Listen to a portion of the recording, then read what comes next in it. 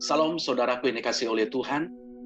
Hari ini saya membaca kebenaran firman Tuhan yang tertulis di dalam Efesus 6 ayat 12. Beginilah firman Tuhan. Karena perjuangan kita bukan melawan darah dan daging, tetapi melawan pemerintah-pemerintah, melawan penguasa-penguasa, melawan penghulu-penghulu dunia yang gelap ini, melawan roh jahat di udara.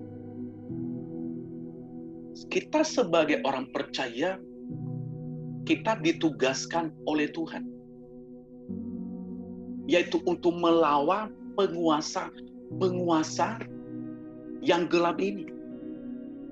Ya, melawan penguasa, bahkan roh-roh jahat di udara, melawan setan, melawan hal-hal yang berbau dengan iblis. Tetapi justru banyak orang yang percaya kepada Tuhan berbalik. Justru dia terlibat dengan kuasa kegelapan. Justru dia pakai kuasa kegelapan tanpa terkecuali. Tanpa terkecuali. Baik dia seorang pelayan Tuhan, baik dia seorang anak Tuhan, padahal rajin berdoa, rajin membaca firman Tuhan, rajin ke gereja, tetapi masih terlibat dengan kuasa kegelapan. Saudaraku dikasih oleh Tuhan. Makanya saya bahas hari ini.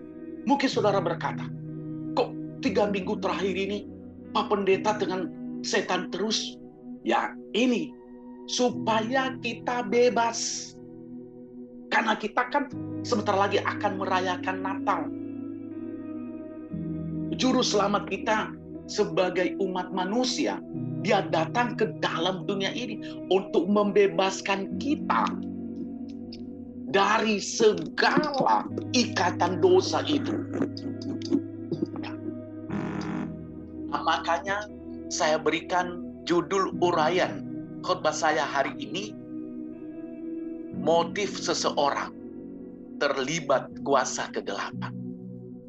Nah, kita lihat banyak sekali motivasi mereka, supaya mereka dikenal, supaya mereka dihormati.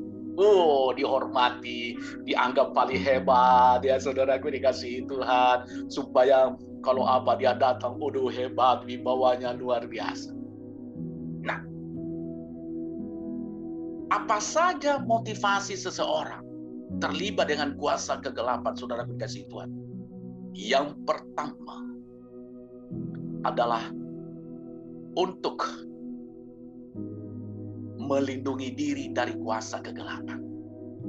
Masa kuasa kegelapan melindungi dirinya dari kuasa kegelapan? Nah, inilah yang salah. Dan memang dilakukan oleh orang-orang tanpa kecuali orang yang percaya, saudara dikasih oleh Tuhan. Dia pakai, nanti ada tali ditaruh di pinggangnya, ya. Bahkan ada gelang di sini, bahkan ada ditanam di cicingnya. Mungkin dia punya batu, ya batulah, dia ikat di situ. Nah, itu banyak sekali. Tujuannya adalah untuk melawan kuasa kegelapan, katanya. Loh, masa kuasa kegelapan melawan kuasa kegelapan? Nah, inilah yang salah persepsi. Inilah yang salah pemahaman orang percaya akhir-akhir ini. Nah, karena kita sudah mulai mengerti, kita sudah mulai tahu, nah kita juga harus belajar bahwa saya tidak berhak untuk melakukan itu. Ya, saya harus berani mengerjakan ini. Jadi, mulai hari ini, jangan lagi terlibat dengan kuasa kegelapan. Yang kedua, untuk melindungi hubungan suami istri. Apa saja motivasi seseorang terlibat dengan kuasa kegelapan? Supaya hubungan suami istri. Supaya suaminya jangan selingkuh. Supaya istrinya jangan selingkuh. Nah, itu dia. Sebenarnya kalau kita mengerti kebenaran, tanpa pakai kuasa kegelapan, ya, untuk memikat istrinya, untuk memikat suaminya, bisa. Kalau kita ikutin, suami mengerti posisinya sebagai kepala rumah tangga, sebagai suami bagi istrinya. sebagai bapak bagi anak-anaknya, sebagai imam dalam rumah tangga. Begitu juga istri mengerti posisinya sebagai istri, posisinya sebagai tiang doa, posisinya sebagai ibu bagi anak-anaknya, tanpa pakai jimat, tanpa pakai kuasa kegelapan. Bisa damai rumah tangga. Nah, itu dia saudara dikasih oleh Tuhan. Jadi hari ini saya ingatkan kita sebagai orang percaya, jangan lindungi hubungan suami istri dengan kuasa setan. Jangan. Kalau saudara mengerjakan itu, saya mau katakan, saudara sudah. Ya, ingat ini. Sampai 3 kali saya ngomong, ingat ini. Bahwa saudara sudah mengundang kutuk dalam rumah tangga. Apa dia takut begitu? Jangan begitu dong. Loh iya, karena saya mengasihi saudara. Hari ini datang kepada Tuhan. Lindungi rumah tanggamu. Dengan apa? Lindungi hubungan suami istri. Dengan apa? Nama Yesus. Nama di atas segala nama itu. Kalau saudara mengerjakan itu, saya percaya rumah tanggamu diberkati oleh Tuhan. Rumah tanggamu akan menjadi rumah tangga yang sukses. Apapun yang saudara kerjakan, apapun saudara yang lakukan, pasti Tuhan akan berkati. Tuhan akan sertai. Amin, saudara kasih Tuhan. Yang ketiga, beri saya sampaikan kepada kita. Apa saja motif seseorang terlibat dengan kuasa kegelapan? Yaitu supaya memiliki wibawa. Wibawa.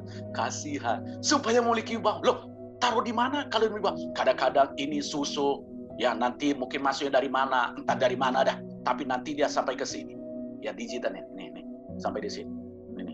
Ya, sampai di sini. Ya, ini sampai ke sini. Sampai ke sini. Nanti bahkan ada sampai di sini juga. Yaitu di bibir. Nih, di sini. Nanti kalau dia ngomong didengar semuanya.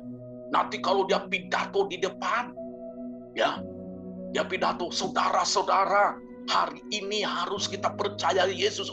Orang kaget semuanya. Padahal dia pakai jimat itu. Dia pakai susu. Nah itu banyak yang terjadi. Nah itu dia. Nah makanya hari ini jangan pakai wibawa dari setan. Jangan pakai wibawa dari iblis. Jangan pakai wibawa dari segala antek-anteknya. Nggak perlu. Semu itu. Saudara akan membawa saudara masuk neraka kalau pakai itu. Kalau kita pakai wibawa yang berasal dari Tuhan. Karena ada nama Tuhan Yesus dalam diri kita. Ada kasih Yesus dalam diri kita. Saya percaya. Kita akan diberkati oleh Tuhan. Amin. Amin, saudaraku dikasih Tuhan. Hanya kita berbicara sama karyawan kalau di kantor. Mereka mendengarkan kita. Hanya kita bicara kepada staf kita di kantor. Mereka mendengarkan kita tanpa pakai susuk, saudara dikasih oleh Tuhan. Tanpa pakai susuk. Kenapa? Karena ada kuasa Tuhan yang menyertai kita. Petrus berbicara. 3.000 orang bisa datang kepada Yesus. Ya. Kenapa? Karena ada kuasa Allah, ada wibawa Allah yang menaungi Petrus. Nah, begitu juga kita. Ada wibawa Allah Tuhan akan berikan kepada kita. Bukan wibawa dari setan. Nah, untuk itu, hari ini, sebagai hamba Tuhan, saya ingatkan kita. Kalau kita lepas dari ketiga perkara ini, saya percaya kita menjadi orang yang sukses dan kita sudah lepas dari segala kuasa kegelapan. Sukses saudara, Tuhan Yesus memberkati.